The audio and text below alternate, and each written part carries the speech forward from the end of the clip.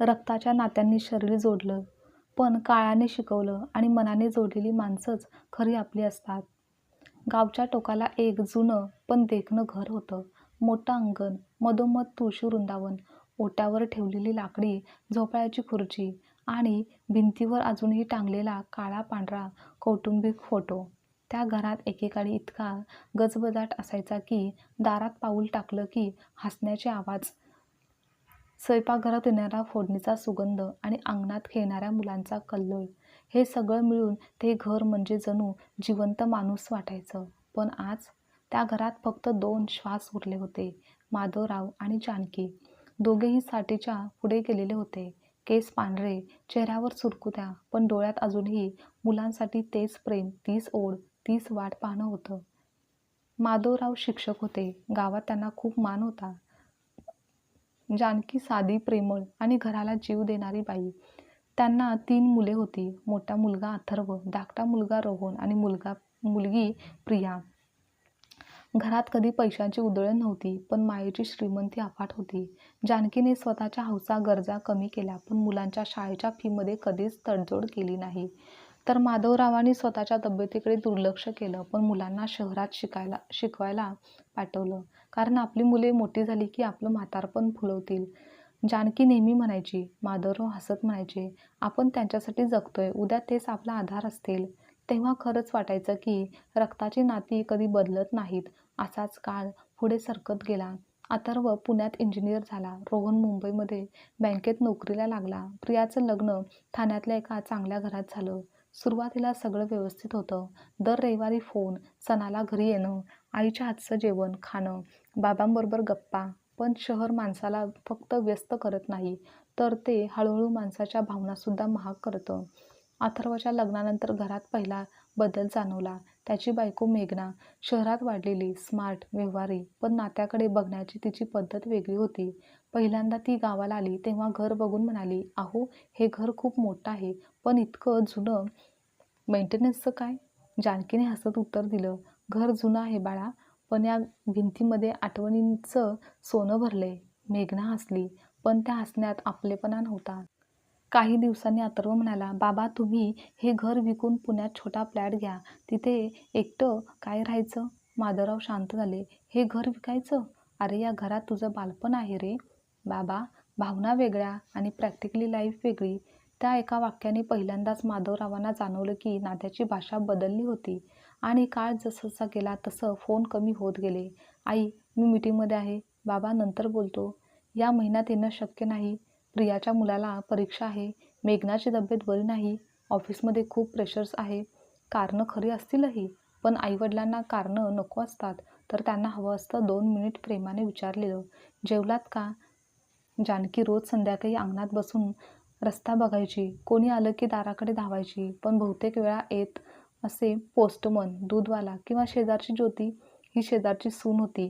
तिचं स्वतःचं आयुष्यही संघर्षाचं होतं. पण जानकी आजारी असली की ती औषध देत असे, कधी भाजी करून देत असे, तर कधी फक्त येऊन बसत असे.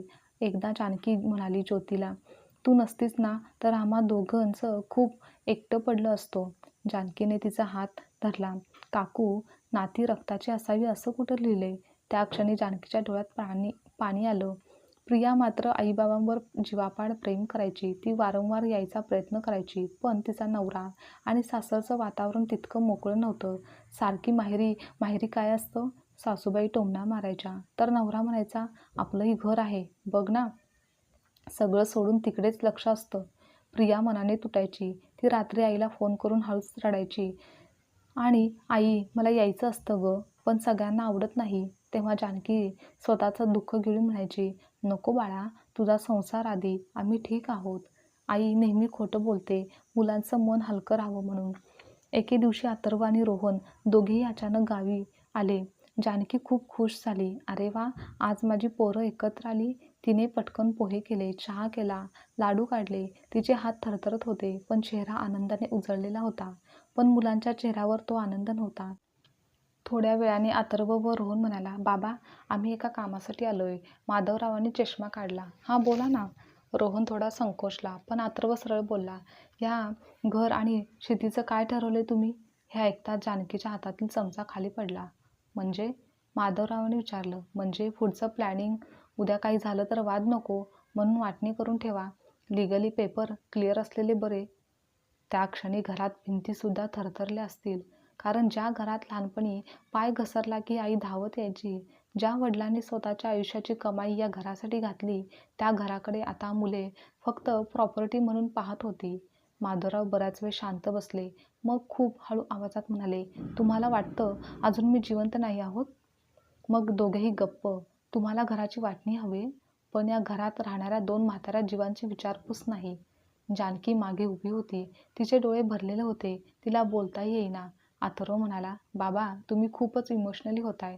आम्ही प्रॅक्टिकली बोलतोय. तेव्हा माधवराव अचानक मोठ्याने हसले. ते हसू नव्हतं, तो तुटण्याचा आवाज होता. हो, तुम्ही प्रॅक्टिकली आणि आम्ही ओल्ड व्हर्जन. त्या रात्री माधवराव झोपू शकले नाहीत. ते उठले, टेबलाजवळ बसले आणि एक पत्र लिहू लागले. प्रिया अथर्व, रोहन आणि प्रिया, तुम्ही जन्मलात त्या दिवशी आम्ही देवाला धन्यवाद दिलं होतं. तुमच्या पहिल्या रडण्यावर आम्ही हसलो होतो. तुमच्या पहिल्या पावलावर आम्ही टाळ्या वाजवल्या. तुमच्या तापावर रात्रभर जागलो. तुमच्या शिक्षणासाठी आमच्या इच्छा मारल्या. तुमच्या आनंदासाठी आमचं तारुण्य खर्च केलं. पण आज कळलं की पालक मुलांना जन्म देतात, वाढवतात, पण मुले मोठी झाली की पालकांच्या भावनांना जागा मात्र उरत नाही. तुम्ही घर मागताय, घेऊन जा, पण शक्य असेल तर या भिंतीवर टेकून रडलेले आमचे दिवसही घेऊन जा.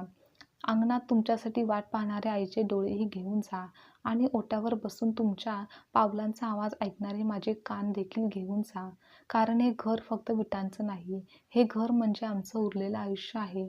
तरीही एक सांगतो, रक्ताचं नातं जन्माने जुळतं, पण मनाचं नातं वागण्यातून टिकतं आणि तुम्ही ते नातं हळूहळू गमावत आहात. पत्र पूर्ण झालं, पण माधवरावांनी ते कोणालाच दिलं नाही. ते पत्र त्यांनी कपाटात ठेवलं. कधी कधी काही शब्द बोलले जात नाहीत, कारण बोलले तर ते नातं पूर्णपणे तुटल ही भीती असते. हिवाळ्याचे दिवस होते. जानकीला अचानक ताप आला. सुरुवातीला साधा वाटला, पण 2 दिवसात ती खूप अशक्त झाली. माधवरावांनी अथर्वला फोन केला. त्याने उचलला नाही. रोहनला फोन केला. बाबा मी आउट ऑफ स्टेशन आहे. मग प्रियाला फोन केला, तर ती रडत म्हणाली, बाबा आम्हाला यायचं आहे, पण इथून लगेच निघणं कठीण वाटत आहे. माधवराव एकटेच घाबरले, पण जेव्हा हे ज्योतीला कळलं तेव्हा ती धावत आली. तिने डॉक्टरांना बोलावून आणलं, औषध आणली, रात्री सूप करून दिलं. रात्री जानकी अर्धवट शुद्धीत आली आणि म्हणाली, अथर्व आला का? माधवरावांनी तिच्या कपाळावर हात ठेवला. हो, येईल, रस्त्यात आहे. हे खोटं बोलताना त्यांचा आवाज तुटला. आईला शेवटच्या क्षणीही मुलांवर विश्वास असतो आणि वडिलांना त्या विश्वासाचं ओझं उचलावं लागतं. 3ऱ्या दिवशी पहाटे जानकीने डोळे उघडले. माधवराव तिच्या बाजूला बसले होते. ती हळूच म्हणाली, अहो, मुलांना काही बोलू नका, त्यांचंही आयुष्य आहे. माधवरावांचे डोळे भरले. तू अजूनही त्यांचाच विचार करतेस? ती हलकसं हसली. आई आहे ना मी. तिने त्यांच्या हातावर हात ठेवला. तुम्ही एकटे पडू नका, स्वतःची काळजी घ्या. आणि क्षणात तिचा हात सैल झाला. माधवरावांनी तिला हलवलं. जानकी, ए जानकी, उठ, बघ मुलं येतील आता. पण यावेळी ती खरंच थांबली होती. घरात पहिल्यांदाच इतकी भयानक शांतता होती. जानकीच्या निधनाची बातमी ऐकून तिन्ही मुले आली. प्रिया आईच्या पार्थिवावर कोसळून रडत होती. आई, एकदा तरी थांबायचं होतंस गं. अथर्वच्या डोळ्यात देखील पाणी होतं. रोहन शांत उभा होता.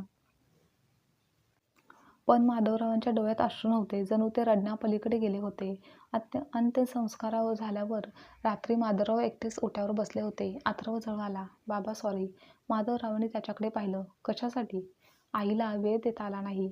माधवरावांनी थंड आवाजात विचारलं. वेळ देता आला नाही की वेळ काढला नाही? अथर्व गप्प झाला. तर रोहन म्हणाला, बाबा असं बोलू नका, आम्हालाही वाईट वाटतंय. वाईट? माधवराव पहिल्यांदाच तुटून बोलले. अरे वाईट तेव्हा वाटायला हवं होतं जेव्हा तुझी आई तापात तुझं नाव घेत होती. वाईट तेव्हा वाटायला हवं होतं जेव्हा ती दरवाजाकडे बघत बसायची. वाईट तेव्हा वाटायला हवं होतं जेव्हा ती स्वतःच्या वेदना लपवून तुम्हाला म्हणायची मी ठीक आहे. त्यांचा आवाज आता थरथरत होता. आज रडणं सोपं आहे, कारण तिला आता ऐकू येणार नाही. घरात पुन्हा शांतता होती. प्रिया कोपऱ्यात बसून हुंदके देत होती. 2ऱ्या दिवशी माधवरावांनी कपाट उघडलं आणि ते पत्र बाहेर काढलं. हे वाचा. तिघांनी पत्र वाचायला सुरुवात केली. प्रत्येक ओळ त्यांच्या छातीत खंजरासारखी घुसत होती. प्रिया तर रडत होतीच. रोहनचे हात थरथरत होते. अथर्वने डोळे मिटले. पत्राच्या शेवटी माधवरावांनी स्वतःहून आणखीन एक ओळ लिहिली होती. तुमची आई गेली, पण तिच्या जाण्याने मला कळलं की नाती एका दिवसात तुटत नाहीत, तर ती रोज थोडी थोडी मरत जातात. ते वाचून तिघेही निशब्द झाले. काही दिवसांनी अथर्व म्हणाला, बाबा तुम्ही आमच्यासोबत पुण्याला चला. रोहनही म्हणाला, हो बाबा, मुंबईला या, पण एकटे राहू नका. माधवरावांनी शांतपणे उत्तर दिलं, जेव्हा आम्ही दोघे होतो तेव्हा आम्हाला बघण्यासाठी तुमच्याकडे वेळ नव्हता. आता मी एकटा आहे म्हणून जागा आहे. अथर्वच्या डोळ्यात अपराधीपणा होता. बाबा आम्ही चुकलो. हो, पण काही चुका माफीने भरून निघत नाहीत. काही क्षणांनी माधवराव उठले आणि म्हणाले, मी एक निर्णय घेतलाय. काय? हे घर आणि शेती मी तुमच्या नावावर करणार नाही. तिघेही चकित झाले. आणि गावात एक जानकी वृद्धस्नेह निवास सुरू करणार आहे, ज्यांच्या मुलांना वेळ नाही अशा म्हाताऱ्या आईवडिलांसाठी. या घरात आता रडणारे 2 जीव नव्हे, तर अनेकांना आधार मिळेल. अथर्व हादरला. बाबा, म्हणजे आम्हाला काहीच नाही? माधवरावांनी सरळ त्याच्या डोळ्यात पाहिलं. तुम्हाला सगळं दिले आधीच. शिक्षण, संस्कार, आयुष्य उभं करायला पाठबळ. पण तुम्ही त्याची किंमत समजली नाही. मग या विटांची किंमत कशाला हवी आहे? असेच काही महिने गेले. गावात खरंच जानकी वृद्धस्नेह निवास सुरू झाला. घरात आता पुन्हा माणसाचे आवाज यायला लागले. कोणी आपल्या मुलांकडून दुर्लक्षित वडील, कोणी सून नवऱ्याकडून एकटं टाकलेली आई, कोणी मुले परदेशात गेल्यावर रिकामी झालेली आजी. आणि त्या सगळ्यांच्या मधोमध माधवराव. ते सगळ्यांशी बोलायचे, औषधांची काळजी घ्यायचे, संध्याकाळी भजन लावायचे आणि रात्री जानकीच्या फोटोसमोर बसून हळूच म्हणायचे, हे बघ जानकी, आपलं घर पुन्हा भरलंय. ज्योती रोज मदतीला यायची. तिचा नवरा तोही हातभार लावायचा. एक दिवस वृद्धाश्रमातील एक आजी माधवरावांना म्हणाली, तुम्ही आम्हाला नुसती जागा नाही दिलीत, जगायचं कारण दिलंत. त्या दिवशी माधवरावांच्या डोळ्यात पहिल्यांदा समाधानाचं पाणी आलं. 1 वर्षानंतर जानकीच्या पुण्यतिथीला तिन्ही मुले पुन्हा आली. यावेळी घरात फक्त त्यांच्या आईबाबांच्या आठवणी नव्हत्या, तर अनेक वृद्धांची उपस्थिती, हसणं, प्रार्थना आणि एक वेगळाच उबदारपणा होता. प्रिया माधवरावांच्या गळ्यात पडून रडली. बाबा मला माफ करा. माधवरावांनी तिच्या डोक्यावर हात ठेवला. तू आली होतीस बाळा, मनाने तरी. रोहन पुढे म्हणाला, बाबा आम्ही बदलायचा प्रयत्न करतोय. यापुढे दर महिन्याला येईन. अथर्व मात्र खूप वेळ गप्प होता, पण शेवटी तो म्हणाला, बाबा मी माझ्या मुलाला आजोबा आजीचे महत्त्व शिकवू शकलो नाही, कारण मी स्वतःच विसरलो होतो. तुम्ही हवं तर मला माफ करू नका, पण मला तुमचा पुन्हा मुलगा होऊ द्या. माधवरावांनी काही क्षण त्याच्याकडे पाहिलं. अथर्व, मुलगा होण्यासाठी जन्म पुरेसा नसतो. त्यासाठी वेळ द्यावा लागतो, साथ द्यावी लागते, मनाने जवळ राहावं लागतं. अथर्वच्या डोळ्यातून अश्रू वाहू लागले. हो, मी प्रयत्न करेन बाबा. त्या दिवशी जानकीच्या फोटोसमोर सगळे जमले. वृद्धाश्रमातील आजी आजोबा. माधवरावांनी शांतपणे बोलायला सुरुवात केली. पूर्वी मला वाटायचं, नाती म्हणजे फक्त रक्त, जन्माने मिळालेली माणसं म्हणजेच आपली माणसं. पण जानकी गेल्यावर मला समजलं, नाती रक्ताने नाही, वेळेने जपली जातात. नाती शब्दांनी नाही, उपस्थितीने टिकतात. नाती कागदावरच्या हक्काने नाही, तर मनावरच्या मायेने उभी राहतात. सगळे शांत ऐकत होते. आज माझी मुले इथे आहेत आणि मला आनंद आहे. पण आज मला ज्योती ही माझी मुलगी वाटते, तिचा नवरा मला माझा मुलगा वाटतो आणि इथले सगळे माझं कुटुंब मला वाटतात. कारण नात्याची परिभाषा बदललेली आहे. पूर्वी माझं म्हणजे ज्यांना मी जन्म दिला ते वाटायचं, पण आज माझं म्हणजे जे माझ्या वेदनेत थांबले, माझ्या शांततेत ऐकून घेतलं आणि माझ्या एकटेपणात हात धरून उभे राहिले. प्रियाने हुंदका दिला. अथर्व आणि रोहन दोघांनी मान खाली घातली. काळ हळूहळू जखमांवर फुंकर घालत होता. मुले आता थोडीफार नियमित येऊ लागली होती, फोन करू लागली होती. पण माधवराव बदलले होते. ते आता अपेक्षांवर जगत नव्हते, तर ते स्वीकारावर जगत होते. एक संध्याकाळी ते ओट्यावर बसले होते. आकाशात मावळतीचा रंग पसरला होता. तुळशीजवळ दिवा लागला होता. ज्योतीने येऊन विचारलं, काका काय विचार करताय? तर ते हसले. जानकीचा. ती असती तर काय म्हणाली असती ती आज? माधवरावांनी आकाशाकडे पाहिलं. ती म्हणाली असती, माधवा रडू नकोस, आपली मुलं उशिरा का होईना शिकली आणि आपलं घर ते आता खरंच आपलं झालंय. कारण इथे नाती राहतायत, फक्त माणसं नाही. ज्योतीच्या डोळ्यात देखील पाणी आलं. वाऱ्याची हलकी झुळूक आली. तुळशीचा दिवा थोडा डोलला. जणू जानकी खरंच तिथेच होती. आजच्या जगात नात्याची व्याख्या बदलली आहे. आई वडील जबाबदारी झालेत, भावंडं फॉर्मॅलिटी झालेत, सण फोटो झालेत, फोन कर्तव्य झालेत आणि प्रेम वेळ मिळाला तरच. पण तरीही जगात अजूनही काही माणसं आहेत जी रक्ताची नसतात पण जखमेवर हात ठेवतात, जी नावाने नातेवाईक नसतात पण मनाने आपल्यासाठी होतात, जी वारसा मागत नाहीत पण साथ मात्र नक्कीच देतात. म्हणूनच आता ज्यांना तुमच्याकडून काही नको असतं पण तरीही ते तुमच्यासाठी थांबतात, तेच तुमचं खरं नातं. जन्माने मिळालेली नाती आयुष्यभर साथ देतीलच असं नसतं. कधीकधी अनोळखी माणसंही आपल्या जखमावर फुंकर घालतात आणि आपलीच माणसं जखमा देऊन निघून जातात. जानकीच्या पुण्यतिथीच्या दिवशी घरात पुन्हा एकदा माणसांची वर्दळ होती. पण ही वर्दळ पूर्वीसारखी नव्हती. पूर्वी या घरात मुलांच्या हसण्याचे आवाज घुमायचे. आज वृद्धाश्रमातील आजी आजोबांच्या शांत बोलण्यात, मंद हसण्यात आणि अनुभवाच्या ओझ्यात वेगळंच जीवन भरलं होतं. अंगणात तुळशीपाशी दिवा लावला होता. भिंतीवर जानकीचा फोटो लावला होता. फोटोत ती नेहमीसारखीच हसत होती. जणू सांगत होती की मी इथेच आहे, या घराच्या प्रत्येक श्वासात. माधवरावांनी पांढरा कुर्ता घातला होता. चेहऱ्यावर दुःख होतं. चेहऱ्यावरचं दुःख आता थोडं स्थिर झालं होतं. ते दुःख अजूनही होतं, पण आता त्याला स्वीकारायची किनार लाभली होती. ज्योतीने सगळ्या आजी आजोबांना प्रसाद दिला. प्रिया स्वयंपाकघरात मदत करत होती. अथर्व आणि रोहन अंगणात खुर्च्या लावत होते. हे सगळं बघून माधवरावांच्या मनात एक वेदनादायक पण गोडसा विचार आला. हे चित्र जर जानकी जिवंत असताना दिसली असती तर ती किती आनंदी झाली असती. कार्यक्रम संपल्यावर सगळे हळूहळू आपापल्या जागी गेले. रात्र गडद होत गेली. आकाशात चंद्र होता, पण माधवरावांच्या मनात अजूनही जानकीच होती. ते ओट्यावर बसले होते. अथर्व हळूच जवळ आला. बाबा, तुमच्याशी थोडं बोलायचं होतं. माधवरावांनी मान हलवली. तो खालीच बसला. त्याने पहिल्यांदाच बाबांच्या डोळ्यात डोळे घालून पाहिलं. बाबा, आई गेल्यापासून मी एकही दिवस शांत झोपलो नाही.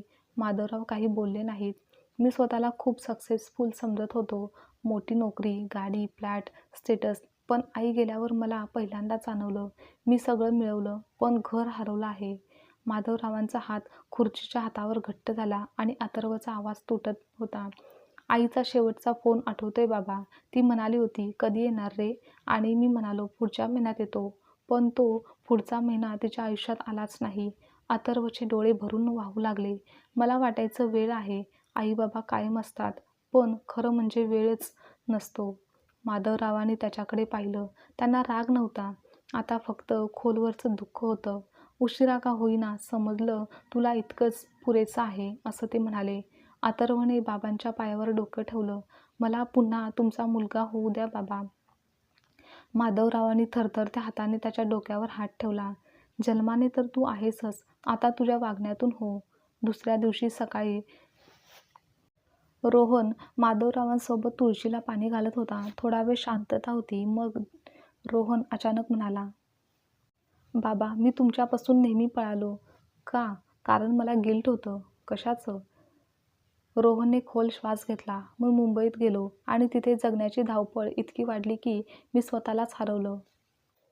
माझ्या मुलांच्या शाळा, EMI, बायकोच्या अपेक्षा, ऑफिसचा ताण आणि त्यात आई-बाबा नंतर राहिले. तो कडवटपणे हसला. नंतर म्हणत म्हणत मी तुमच्यासाठी आजच काढलाच नाही.